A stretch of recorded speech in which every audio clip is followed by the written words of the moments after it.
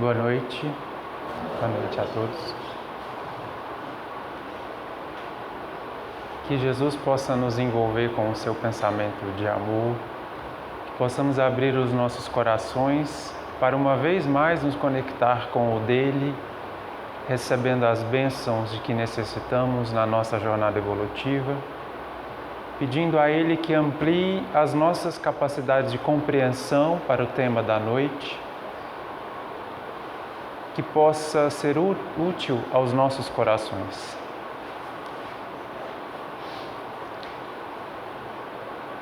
Eu havia me proposto, 2 meses atrás, iniciar algumas palestras, as que eu faço aqui periodicamente, sobre os capítulos do Livro dos Espíritos. Fiz apenas uma introdutória e hoje pretendo seguir adiante, tratando do primeiro capítulo do Livro dos Espíritos, entrando mesmo nas questões. E o primeiro capítulo tem o título Deus. Deus. Como não poderia ser diferente, o Espiritismo, como doutrina prometida pelo Cristo, para vir nos consolar um pouco mais, está fundamentada, como todo o pensamento religioso deste planeta está fundamentado, na existência de Deus. Na fase em que nos encontramos hoje, Deus pode parecer uma ideia já adquirida de nossa parte. Felizmente, poucos são aqueles que têm a força e até a petulância para levantar a voz e dizer que Deus não existe, de que não há Deus. Há alguns que o fazem e é muito duro ver corações fazendo isso. Especialmente corações que desenvolveram muito a sua inteligência, costumam proferir essas falas. Os seres humanos na Terra têm se esforçado muito para entender o Criador. E especialmente no que tange a nossa aproximação com o Criador por meio da doutrina do Cristo, nós tivemos alguns problemas na jornada. Porque, como nós sabemos, o cristianismo, puro como foi a sua origem, marcou-se com as impurezas da terra pela ação viciada dos seres humanos, que tentaram viver a mensagem cristã e tentaram colocar nela interesses que não eram os do Cristo, interesses políticos, econômicos, de poder. E a doutrina, ou o cristianismo, se desviou na história. E esse desvio nos legou, depois de muitos séculos reiterados de desvios da fé, isso provocou em nós um trauma. Muitas das pessoas que têm coragem de aparecer em público e dizer que Deus não existe, de que Deus é uma invenção dos homens, de que Deus está morto, essas pessoas no fundo estão traumatizadas. Porque a existência de Deus para a criatura é natural. Assim como é para nós, filhos, natural a existência do pai e da mãe. Mesmo aqueles que são órfãos, nunca conheceram o seu pai e a sua mãe na terra, trazem em si uma saudade daquela origem, mesmo que não lhes foi permitido conhecê-la. Eles sabem que tiveram pai e que tiveram mãe. É natural. Para os espíritos imortais, Deus também é natural. Essa foi uma das respostas que os espíritos deram a Kardec, que ele perguntou: será que as pessoas não acreditam em Deus porque elas são educadas a acreditar em Deus? Será que não é a nossa educação que faz com que elas fiquem reproduzindo essas ideias de Deus? Ele perguntou, está neste capítulo. E os espíritos disseram: não. Se fosse assim, essa ideia não seria encontrada em outros povos, nos selvagens, ou aqueles povos não europeus, aos olhos da época, do século XIX. Porque se naqueles povos também se fala de Deus, se fala da divindade, se busca o eterno, não do mesmo jeito, naturalmente, mas se fazem, é porque há algo de natural nessa conduta. E aí eles disseram, é intuitivo. Os Espíritos disseram, Deus é intuitivo na criatura. Como então nós desviamos-nos dessa intuição? Como que a gente consegue ter forças para negar essa intuição? Que é o que acontece com muitas pessoas hoje na Terra. Uma das causas que me parece foram os abusos da religião. Porque aqueles que se disseram representantes de Deus na Terra cometeram atrocidades em nome dele e continuam cometendo. E depois de muitas e muitas e muitas atrocidades falando da bondade infinita em nome do Eterno, as pessoas vítimas dessas atrocidades ficaram traumatizadas. E aí quando se fala em religião para elas têm uma aversão, porque é trauma, é dor. Religião para ela era algo ruim, porque ela sofreu na mão de religiosos. Espíritos reencarnam, mas fica marcado neles a sua história, a sua origem. Joana de Ângeles, falando dos ateus, ela disse assim, muitos dos ateus, que são aquelas pessoas que não apenas ignoram a ideia de Deus, elas ativamente negam Deus. São aquelas que querem te convencer de que Deus não existe. E aí eles têm excelentes argumentos. Aquelas que são ativas. O que acontece?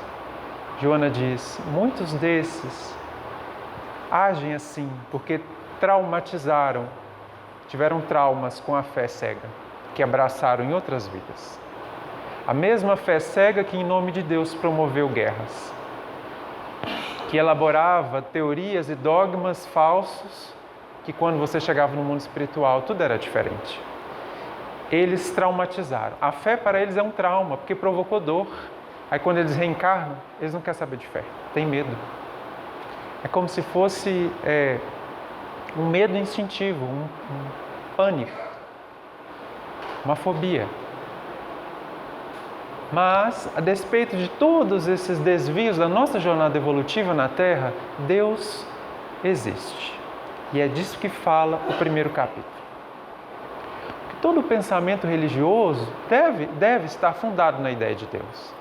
Não na mesma ideia de Deus, porque cada religião descreve o Criador ao seu modo, à sua maneira. Mas lá está o Criador. E quem é Deus? Veja, já errei a pergunta, né? Porque Allan Kardec não fez essa pergunta. Quem é Deus? Essa é a pergunta que a gente tem se feito, né, por muito tempo. E é a pergunta que as religiões tentaram responder. Quem é Deus? Só que essa pergunta é errada. Ela está mal formulada.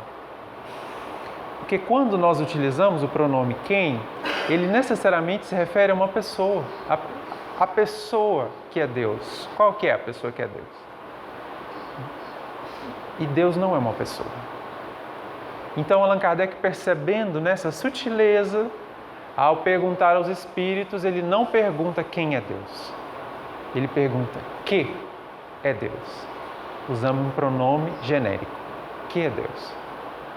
E foi então que os espíritos responderam a primeira questão do Livro dos Espíritos. Essa pergunta ele perguntou várias vezes, por vários médiuns, porque ela era muito importante. Ela está desde a primeira edição do livro.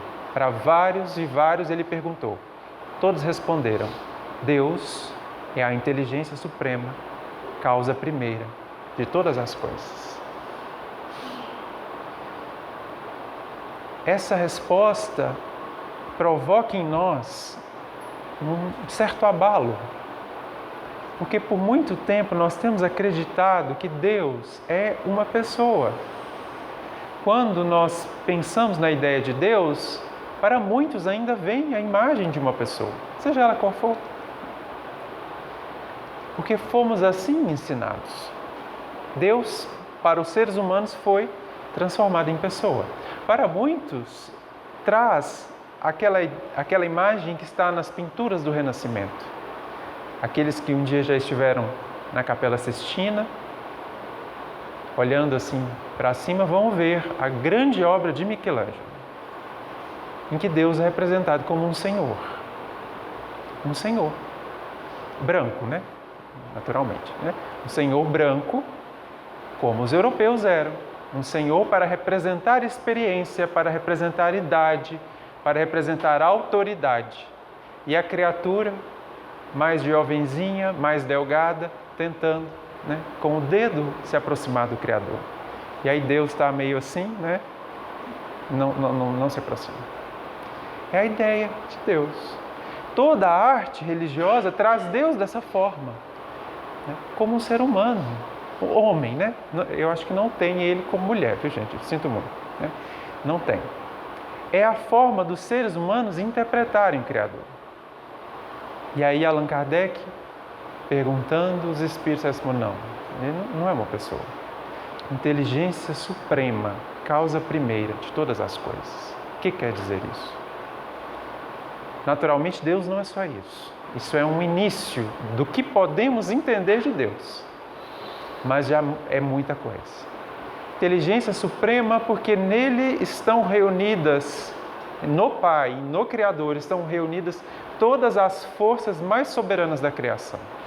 Tudo que em nós é glorioso, né? A nossa capacidade de criar, de elaborar, de resolver problemas, de solucionar, em Deus é supremo. É no máximo. Ele é a origem da inteligência. Inteligência, para os espíritos, necessário dizer, é a força não material, ou seja, não é material, inteligência não é matéria, é a força que organiza a matéria. Então, não haveria ordem na matéria sem inteligência. Né? A matéria, sem a interferência de uma inteligência, ela está em caos, ela está em desordem. Então, toda vez quando a gente vê algo material organizado, é porque uma inteligência organizou. Né? Se essa inteligência sai, todos os elementos materiais que estão reunidos nesse objeto vão se desagregar. Porque a matéria, por si só, não é inteligente. Os materialistas querem dizer que sim, mas não é. Então, ele é antes da criação. Ele vem antes, porque disseram também, causa primeira. E isso aqui também já muda para nós uma ideia. Porque muitos imaginam, também por uma interpretação equivocada dos textos bíblicos, que Deus criou este planeta de forma assim do nada, magicamente. Né? Faça isso, fez, né? Como se surgisse, como acontece nos filmes mesmo. Não tem nada aqui, aí de repente aparece alguma coisa. E essa ideia, ela não está completamente correta. E por não estar correta, ela se choca com as conclusões da ciência. As pessoas que se aproximam do livro de Gênesis, ao qual me referi, tentando ler naquela descrição da tradição judaica, que é um poema, lendo naquilo como uma cosmologia, né, como se fosse um relato científico, chega em conclusões contrárias às conclusões da ciência. E aí o que acontece? O que acontece quando a religião se choca com a ciência? Divide, né? Divide as pessoas. E é o que tem acontecido nesse tópico especial do criacionismo.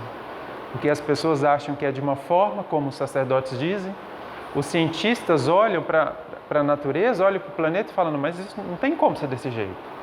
Né? E as eras geológicas, e os dinossauros, né? E tudo que aconteceu nós vemos nos fósseis dessa terra. Não foi, aquele relato não deve estar correto. E aí divide-se. Mas uma das grandes conquistas da doutrina espírita é a ciência e a religião falam do mesmo objeto, que é a criação infinita. Cada uma fala ao seu modo, mas falam da mesma coisa.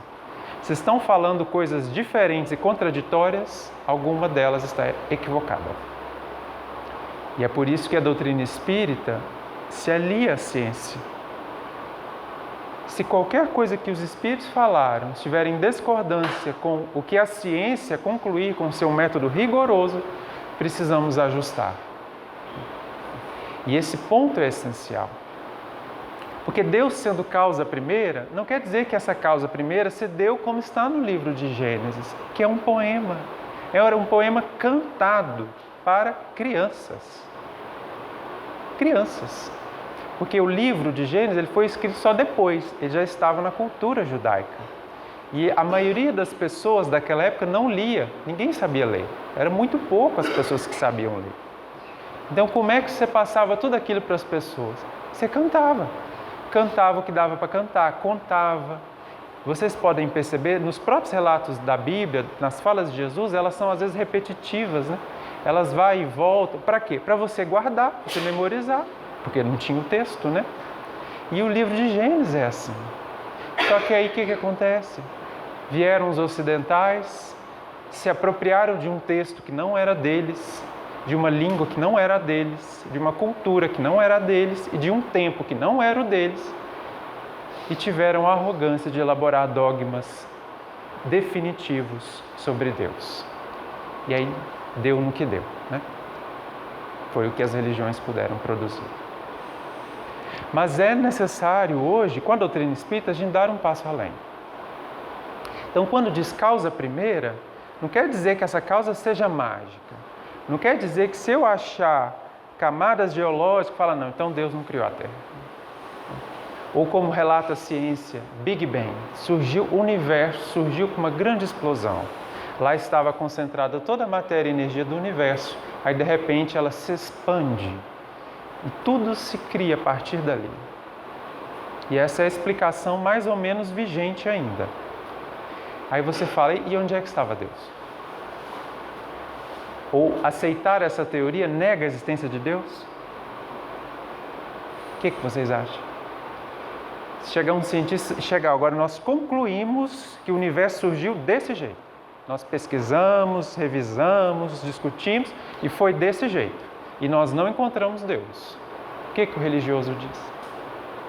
O que a fé diz?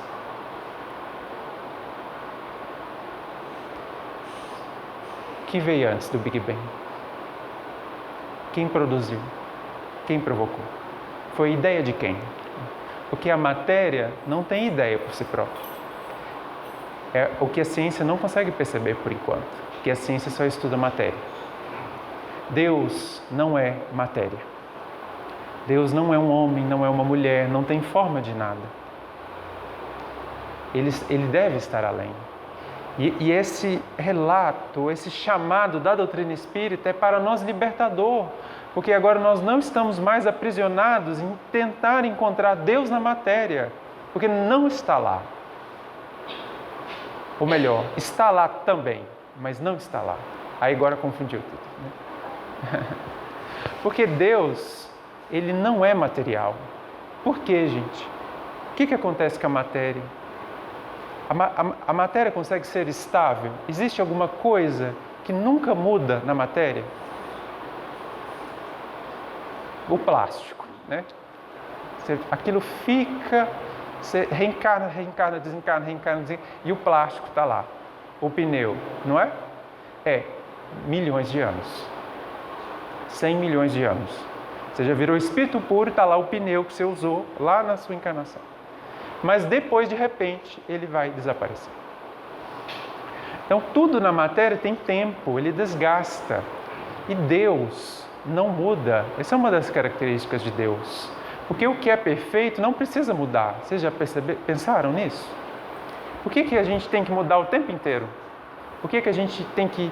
A vida sempre nos ensina uma coisa diferente, a gente chega à conclusão que estava errado, que não sei o quê, e vai mudando. Todo dia um gosto diferente, um jeito diferente. Por quê? Porque nós somos imperfeitos. O que é imperfeito tem que mudar, porque senão o que acontece com ele? Continua imperfeito, né? É o problema dos orgulhosos, que não querem mudar. Então, tudo na matéria está mudando, está evoluindo, está se modificando. Mas Deus, que é perfeito, Ele não precisa mudar. Porque se Ele é A e Ele precisa mudar para B, quer dizer que A é pior que B. É inferior a B, então não era perfeito. É filosófico, mas é mais ou menos isso. Os filósofos dizem, o que é perfeito não muda, porque já é perfeito. Então Deus, sendo perfeito, Ele é inalterável. inalterável. E essa é para nós um dos grandes sustentáculos da nossa fé. O que quer dizer isso? Quer dizer que aquilo que já encontramos no nosso coração, aquilo que já entendemos do que é Deus e das suas leis, nunca vai mudar. As promessas do Cristo são inalteráveis. Ele disse uma vez: passa a terra, passa tudo aqui sobre o planeta, mas as minhas palavras não passarão. O que ele quer dizer? A matéria vai mudar e desaparecer, mas as minhas palavras, que são leis divinas, que vêm de Deus, são inalteráveis. Então todas as falas dele vão se cumprir. Nenhuma promessa do Cristo era vã. Pode demorar um pouquinho, mas ela cumpre. Isso, para aqueles que entenderam, era um grande sustentáculo da fé. Porque na encarnação a gente tem muitas dores e muitos sofrimentos. Tudo muda, às vezes contra nós. Muitas vezes contra nós. Mas Deus nunca muda. A grande mística da igreja, Teresa de Ávila, tinha um pequeno poema em que ela fala: não te perturbes, não te inquietes, Deus não muda, Deus basta. Vê as coisas da terra, são coisas vãs, são glórias vãs, passageiras. Busca o que é inalterável, o que é celeste, que vem de Deus, que não muda. É como se nós fizéssemos um investimento que nunca vai se perder. É um investimento em Deus, porque Deus nunca se perde. Então Ele é antes de toda a criação. Ele está além de toda a matéria. Mas Ele tem que também estar na criação. Porque Ele, uma de suas características é a onipresença. Ele está aqui neste ambiente. Assim como está em todas as casas espíritas ao mesmo tempo desta nação. Assim como está em todas as casas menos espíritas. Todos os lugares que nós julgamos impuros, Deus lá está. Em todos os planetas, em todas as estrelas, em todos os lugares, Deus está inteiramente presente. Para Ele conseguir fazer isso, Ele não pode ser matéria. Então, essas noções que os Espíritos nos trazem são libertadoras para nós. Porque nós estávamos aprisionados em contos de fadas, em ilusões. Allan Kardec, no livro A Gênese, que estamos estudando nas quintas-feiras, no segundo capítulo, já chegamos lá, que fala sobre Deus. Ele vai dizer assim: curiosa anomalia das teorias humanas, das ideias humanas, que colocou Deus e os anjos lá na periferia da criação. Por quê? Porque a ideia que os medievais tinham era: você tem a Terra no centro, parada, aí tem os astros, que giram em torno da Terra, aí você tem lá no centro da Terra o inferno, e lá saindo, na periferia, o céu. Puseram o céu na periferia e o inferno no centro. Olha essa teoria, gente. Aí Allan Kardec fala: que anomalia você colocar o Senhor da vida, Criador de todas as coisas, lá no fundo, lá no final. Como isso? A gente acreditou nisso. Eram as nossas ideias. Ideias de algumas pessoas que ainda acham que é assim. Que ainda olha para o céu aí vê, e acha que Deus está para um canto de lá, para uma extremidade de cá. E a terra paradinha. Não é dessa forma. Então nós precisamos renovar todas as ideias imperfeitas que ainda temos de Deus. E passar a nos envolver com essa grandeza que é o Pai. E aí podem perguntar a vocês: então, tudo bem, mas como é que se prova a existência de Deus? Se chegarem para você, geralmente chegam com más intenções, chegarem tentando te colocar numa situação, te joga uma situação difícil da vida e fala: e Deus, onde é que estava? Prova para mim a existência de Deus aí. Como que vocês respondem? Isso geralmente acontece em coisas que são incompreensíveis na Terra. Por exemplo, um câncer numa criança, num bebê. Aí pergunta, e onde é que estava o Criador? Tem um caso desse na família, ela é sobrinha neta da minha mãe, então minha prima neta, sei lá como é que se diz, né? Prima, filha de uma prima minha, sobrinha neta da minha mãe. E localizaram, né, um tumor no olho, pequenininho lá, algumas células, com um ano de idade. Aí você vê as fotinhas, aquela inocência, né? Aquela sensibilidade tocando todo mundo, e você vê a cara dos pais, aquele peso, aquela dor ali mascarada, né? Olhando para aquela criança com 1 ano e pensar que ela pode ficar cega. Não se sabe ainda se vai ou não, né? Tendo que fazer quimioterapia num bebê, né? E aí, aqueles que têm fragilidade na sua fé, diante de uma situação dessa, se estremecem. E onde é que está Deus? Como que eu provo que Ele existe?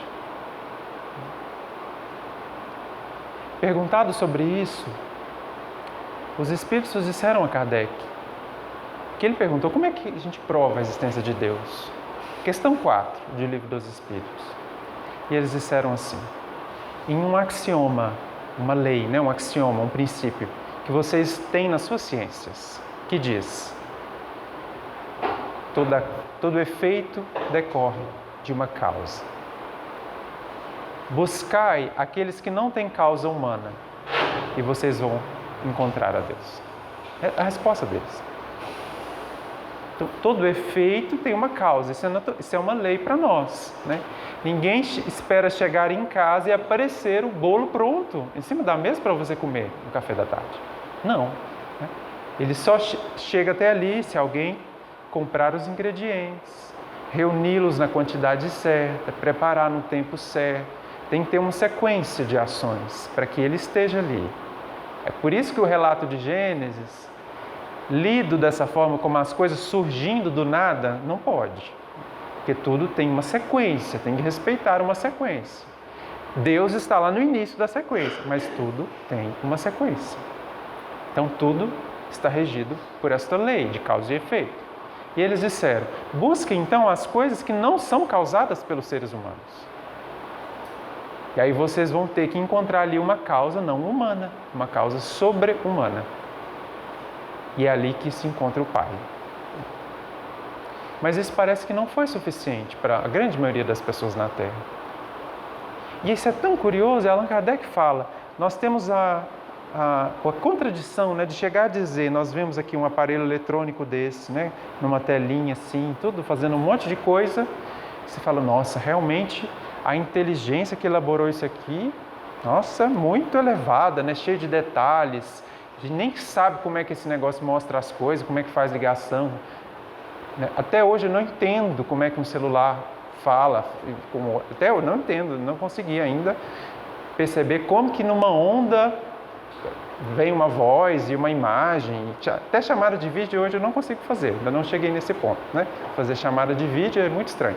E aí você olha, nossa, isso é pessoas muito inteligentes, né, capacitadas que fizeram isso, realmente muito inteligentes.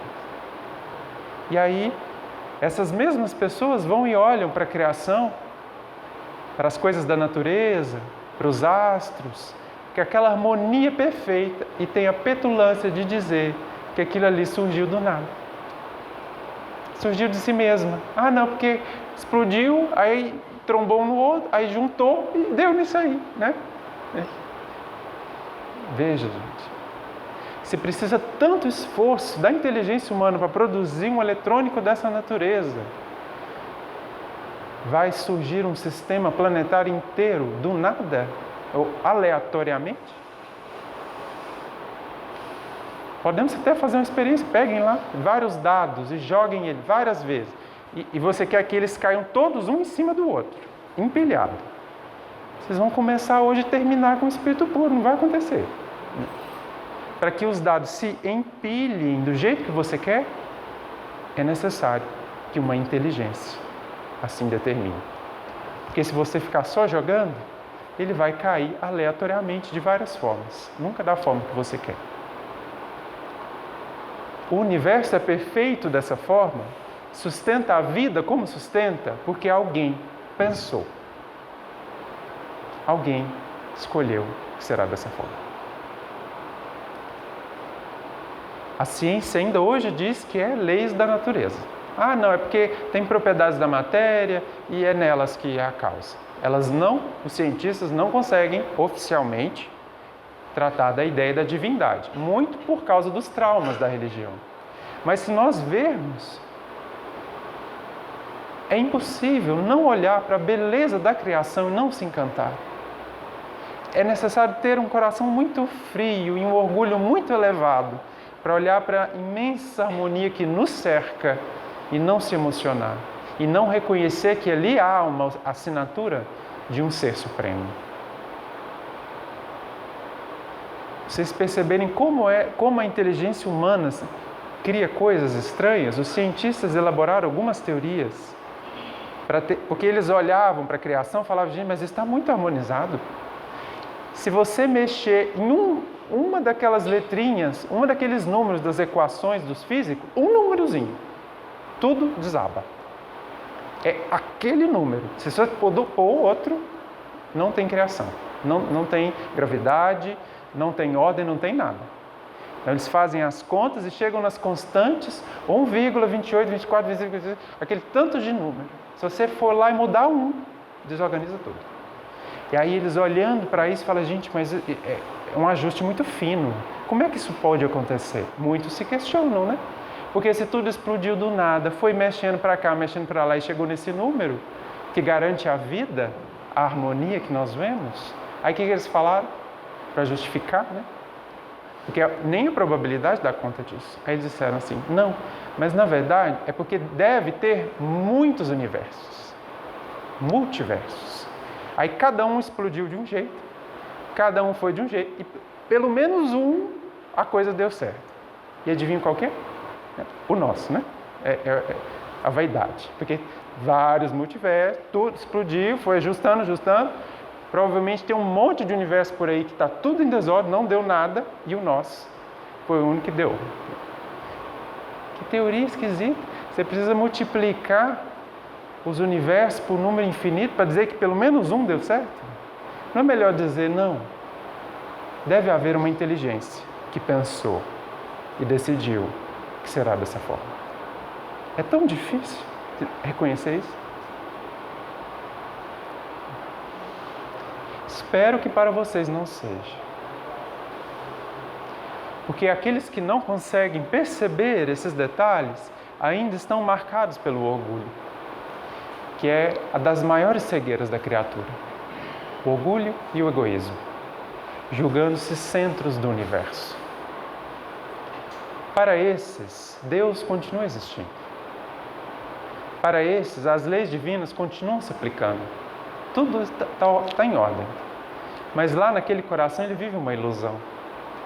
Porque ele retirou da criação o ser mais belo, mais supremo, que concede as maiores esperanças, que harmoniza todas as inquietações humanas, que é para nós referência de bondade, de amor e de fé, que é o Criador.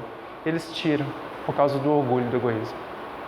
Vivem uma vida ilusória, falsificada. Mas Deus, que é uma das características que dizem soberanamente bom e justo, que é amor infinito, Ele permite que haja um espírito imortal que tenha a petulância de dizer que Ele mesmo não existe, que é uma ilusão. Deus permite isso. Deus permitiu que na Terra, por séculos, a gente formulasse ideias flagrantemente contraditórias com a bondade dele, como é a ideia do inferno eterno. Ela é ilógica, mas a bondade divina, sabendo que os seres humanos precisam das experiências para evoluir, ela permitiu que a gente chegasse nessa teoria, que a gente dissesse ela nos púlpitos, que a gente educasse as pessoas com essas ideias. Porque Deus sabe que não importa quantas tentativas equivocadas a gente faça, Ele será sempre o destino. Por quê, gente? Por quê? Porque a criação é de Deus. Nós somos inquilinos. Nós somos inquilinos da criação. Os hebreus trabalhavam uma ideia que era de escravo, ou servo e filho. Enquanto vivemos ignorantes quanto às leis divinas, somos servos, escravos das leis, porque nós as ignoramos. Nós vivemos num mundo achando que é nosso, mas que não é nosso. Somos escravos. Jesus quer que nós nos tornemos filhos de Deus. Reconheçamos o Pai. Nos tornemos algo que Ele quer para nós.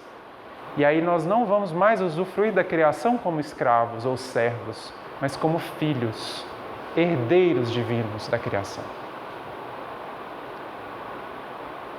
Mas sair da criação não é possível. Não é possível. Uma das maiores provas de amor de Deus, nosso Pai, para conosco, foi nos criar indestrutíveis. A morte nunca vai buscar um espírito. Você pode fazer o que você quiser, você nunca conseguirá destruir um espírito. Nunca. Pode suicidar quantas vezes você quiser, pode tentar, não vai conseguir. Porque uma das leis que ele estabeleceu é que da vida, uma vez entrado na vida dela, você nunca sai. Que amor é esse? Que nos cria sem prazo para acabar. E aí nós subimos nos púlpitos e dizemos, não, ele não existe. É uma ilusão dos homens, criação dos homens. Mas ele permite. Uma das coisas que tenho pensado e refletido sobre isso é que a crença é muito importante. A fé modulada em crenças é importante. Mas as crenças, todas elas, sem exceção, são secundárias. Porque as crenças não alteram a realidade. Eu imaginar uma coisa diferente do que é não vai mudar a realidade. Não muda, gente. A realidade continua sendo a realidade, do jeito que ela foi criada. Só que vai mudar a minha experiência da realidade. Eu vou viver iludido por mim mesmo. Então, quando nós vivemos negando o Pai, negando a imortalidade da alma, negando o supremo bem que é destino de todos nós, nós não mudamos a criação, ela continua do jeito que ela é. Só que a nossa vida fica muito pobre, fica muito pequena. A nossa experiência na criação fica limitadíssima, porque assim desejamos. Se nós pudéssemos agora, neste instante, por um instante, divisar com os nossos sentidos a harmonia do universo que Jesus vê. Então, se nós pudéssemos ver como o Mestre olha para a vida agora, um instante, um segundo, nós perceberíamos como temos insistido no erro que não nos leva a nada. Porque um dos efeitos da beleza, da harmonia, é mudar a alma. Nenhum coração tocado pelo belo e pelo harmônico é o mesmo. Se nós pudéssemos, com os olhos do Cristo, ver a harmonia infinita que rege a nossa vida, o amor sem limites que nos acalenta a todo instante, a perfeição das leis que nos mantém por um segundo sequer, tudo para nós se modificaria. Porque aí eu já não acordo mais achando que eu estou vivendo num mundo sem regra, num mundo perdido, num mundo sem princípios. Porque uma das grandes ideias que nós trazemos, apesar de sermos espíritas, é de que o mundo não tem jeito. É a desesperança. Às vezes dizemos, não, mas a felicidade não é possível. Só tem tristeza, desalento. Não é possível. Ou vemos alguns seres humanos, alguns irmãos nossos errando tanto, você fala, esse não tem jeito. Hoje mesmo, atendendo algumas pessoas no cartório, enquanto estava lá elaborando o documento, elas começaram falando, né, da criminalidade, dando algumas propostas de segurança pública assim bem complicadas, e eu lá ouvindo, né? Falando, oh meu Deus, 2000 anos ignoraram o mestre, que recuperou a todos que passou pelo caminho dele. E eles lá, né, vivem numa ilusão, achando que há pessoas irrecuperáveis. Não há. Não há. Todos os espíritos se encaminham para Deus, sem exceção. Ninguém está perdido. O mundo vive em plena justiça. A situação que vemos nele hoje é nada menos que a expressão da justiça divina, que nos dá conforme as nossas obras. Então, está tudo em harmonia. A felicidade é possível, mas ela não é possível do jeito que a gente quer. Ela só é possível do jeito que as leis do Pai estabeleceram. Porque Deus quer que todos sejam felizes. Todos. Eu quero que só eu seja feliz. E ao buscar a minha só felicidade, eu provoco a infelicidade do outro. Então eu não vou encontrar. Eu só encontro a felicidade quando eu busco no lugar onde está do outro, e está do outro, e está do outro, e está de todos. Se eu chegar até ali, aí eu encontro a minha felicidade, que foi fixada pelas leis de Deus. Então, há esperança, há felicidade, o bem sempre prevalece, todos mudam, a justiça nunca foi violada, tudo está em ordem do universo, porque Deus existe. Essa deve ser para nós um imenso esforço de trabalhar essa ideia em nós. Porque como os clientes que hoje me visitaram, por um ato de invigilância, a gente, quando vê, já está proliferando ideias contrárias à bondade de Deus, contrárias à existência de Deus. Por invigilância, do nada você vê, está falando coisa que não é verdade. Então, o nosso esforço deve ser muito grande para disciplinar essas ideias erradas que estão no nosso espírito. Isso é trabalhar a fé. É modular as forças do nosso coração para ajustá-las às leis divinas. Quando a gente consegue isso, nós vivemos em paz. Porque os nossos olhos vão se abrir para a harmonia da vida.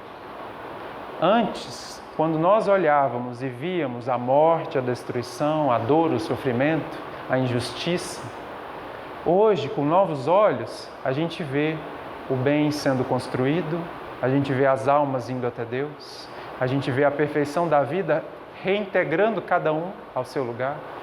Os mesmos olhos, eles só precisam mudar de lente. E é a mesma situação. Cada situação da vida pode ser interpretada de várias maneiras. Então, não estamos aqui mais só pensando em, eu creio em Deus. Não é só isso. Nós queremos viver a ideia de Deus em nós e em nossa vida. Viver como filhos de Deus, não como escravos do mundo. Essa é a nossa tarefa. E nós percebemos em alguns corações que, sob o influxo do amor do Cristo, mudaram as suas ideias e viveram com fidelidade a Deus. Me recordo de uma situação passada por Joana de Cusa. Está relatada no livro Boa Nova, de Humberto Campos.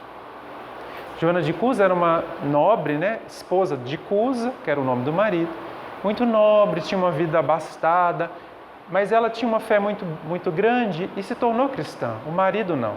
Então ela tinha desavenças lá com o marido, procura Jesus, Jesus a orienta de como lidar com aquela situação. Ela se esforça, depois o marido acaba morrendo, ela perde a fortuna, tem que trabalhar como serva. Então ela teve uma vida de dedicação, de testemunhos de fé. Ela conseguiu traduzir a ideia de Deus no coração dela. E aí, como ela desencarna? Como ela termina a vida? Buscada pelas perseguições do Império Romano, encontramos Joana no ano 68, alçada a uma fogueira, amarrada a uma fogueira junto com seu filho.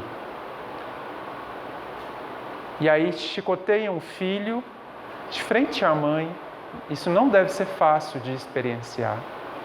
E o filho, em pânico com aquela situação, porque ele não tinha a fé da mãe, ele estava ali meio que levado por ela, então ele não tinha a força que ela tinha.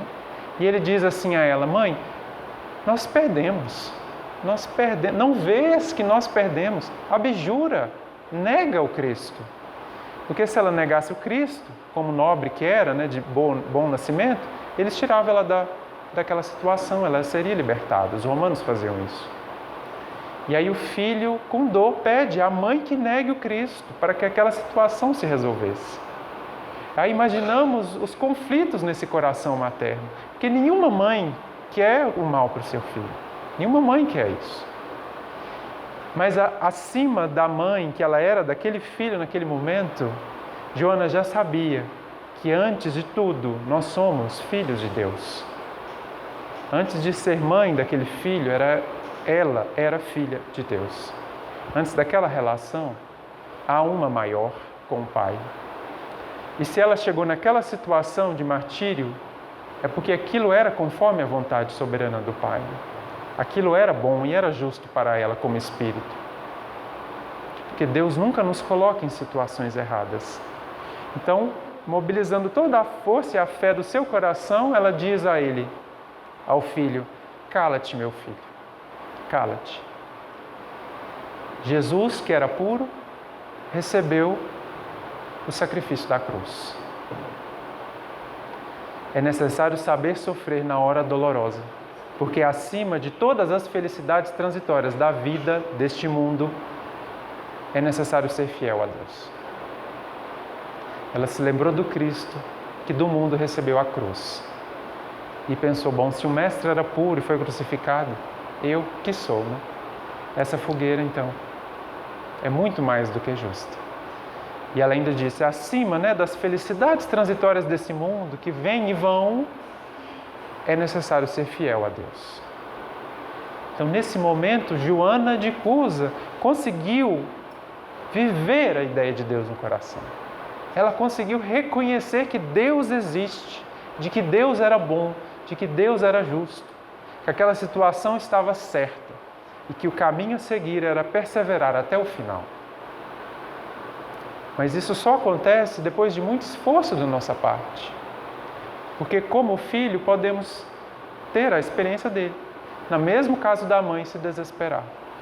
Porque no fundo, talvez ele não sentisse essa presença divina na vida dele. E aí, engolfada pelas chamas, Joana consegue ainda dizer a alguém da turba que disse assim, com deboche, com humilhação, disse: esse seu Cristo te ensinou apenas a morrer?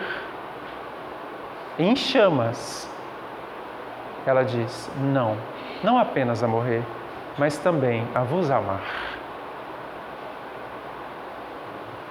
A vos amar. É um coração que havia encontrado Deus. Não era mais Deus de templos, de crenças, de dogmas, não, era Deus vivo nela, estava com ela, sempre. Perdendo a vida do corpo, ela se defronta com o Mestre que a recebia na pátria espiritual, dizendo: Joana, acabou, eu estou aqui. Já passou. Porque um dia vai acontecer conosco. Um dia, depois de imensos sofrimentos, se nós conseguirmos seguir fiéis, vamos conseguir ouvir a voz do Mestre dizendo: acabou, eu estou aqui. Sempre estive, mas agora você pode me ver. Para isso é necessário construir em nós, no nosso coração, a ideia de Deus. Não é ler livros de religião, estudar dogmas, ir em templos, praticar atos litúrgicos, não é nada disso. É trabalhar dia a dia essa fé viva em todos os atos da vida, em tudo que nos busca dizer: é justo, é bom, é melhor assim, eu aceito a vida como ela é, eu aceito a realidade como ela é, eu me aceito como eu sou hoje, mas mantenho a esperança no que serei amanhã, como filho de Deus. Isso é viver a ideia de Deus. Essa é a proposta do Cristo e a proposta da doutrina espírita para nós. Que consigamos então fazer essa passagem das ideias muito imperfeitas que ainda trazemos acerca do Pai, para essas ideias sublimes que vão nos encaminhar para os mundos felizes. Que Jesus os abençoe. Obrigado pela paciência. Muita paz.